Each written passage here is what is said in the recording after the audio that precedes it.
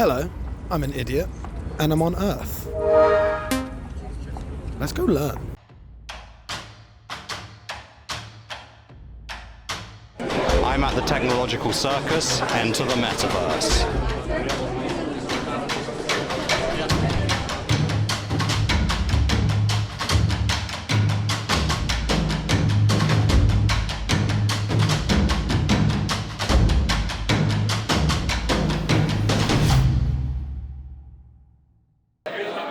Hi everyone, we're joined by Micheal from Horizon. Micheal, welcome. Thanks so much for having me, Roux. Thank you. What do you think about the Metaverse, the future of the Metaverse, our Zen garden, which I've placed everything here. Yeah, okay, I'm going to help In you terms of this out. interview, I do need some help with this. But yeah, what do you think of the Metaverse in general? What do I think of the Metaverse in general? I think it's another dimension to reality that sees the digital and the physical converge.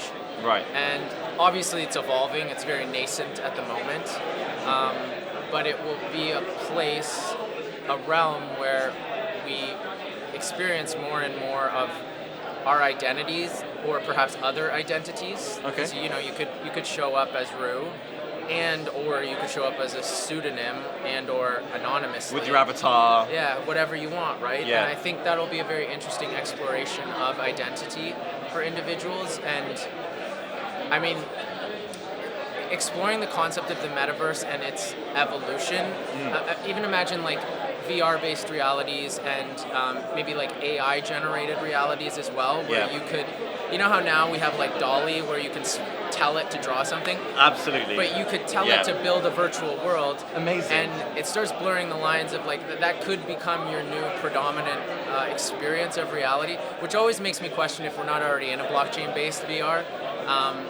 But yeah, I think the metaverse expresses like tremendous potential in terms of creativity, collaboration, new forms of expression, and I believe it will all be built on top of Web3 technologies, and that they're paramount to enabling like an open metaverse where individuals own their identity and their assets. I like what you talk about with the AIs creating the content, because you're right. I think there is a joke right now where if you don't see a news article about some AI innovation each day, then there's something wrong, because there's so much going on, and you have DALL-E, as you say, text to image, like generation of something. I want to see a cat with some slippers on underwater, and it just makes it. But we'll get to this point where you have videos, and I've seen the 3D animations. The one I saw which blew my mind was human evolution. They said, okay, show the evolution of this image through time, and it is wild because it all boils up to like these digital lines, and then it's just this computer, like effectively this just PCB board, and it blew my mind to watch that. Like, I would like to see that. I'll send it to you. It's really cool. So AI is an interesting thing. I imagine AI components coming together, as you mentioned, and forming these kind of networks of AI modules that then build the metaverse. So where do you see the metaverse in 10, 15 years? What do you think it will look like? Will it be different, or? It'll be a lot different than it is now. Yeah. I mean, I think a lot more lines will be blurred. I don't know if we'll call it the metaverse.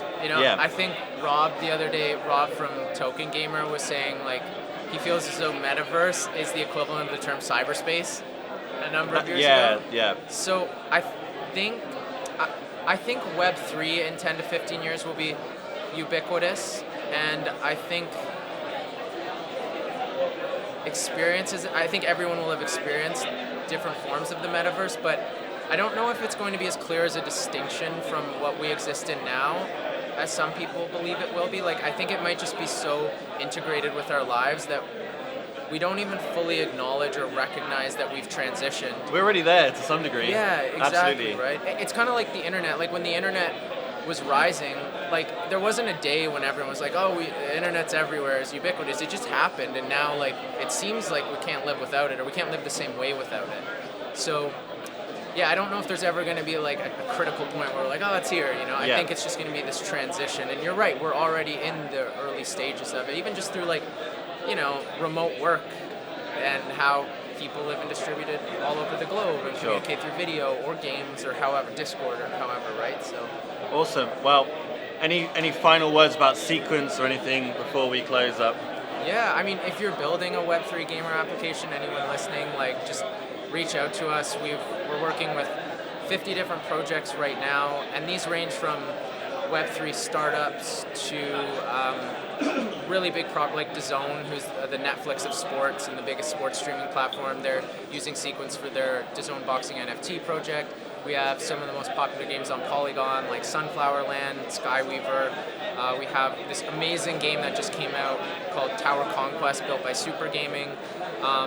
Community game, like a tournament, Web3 tournament platform. And then we also have a lot of the biggest like Web2 tech and gaming companies backing us, like Take-Two Interactive, so the owners of Rockstar, Grand Theft Auto, Zynga, 2K. We're the only Web3 investment they've ever made, and it's because they see Sequence as being how they want to foray into this next generation of the internet, next generation of gaming. Ubisoft as well, Polygon, Bitcraft, a lot of like amazing supporters. And yeah, if you're building something, we would like all our tools are there to make it easy for you to build Web3 games and apps, and we've gone through 5 years of solving our own pain points and then building the products for those, and then so you can use them, and it's all free to get started, and then yeah. Awesome. Well, thank you so much, Michael, for joining us, and I hope you have a great rest of the event. Cheers. Thanks so much. Cheers, man. Cheers. Brother. Awesome.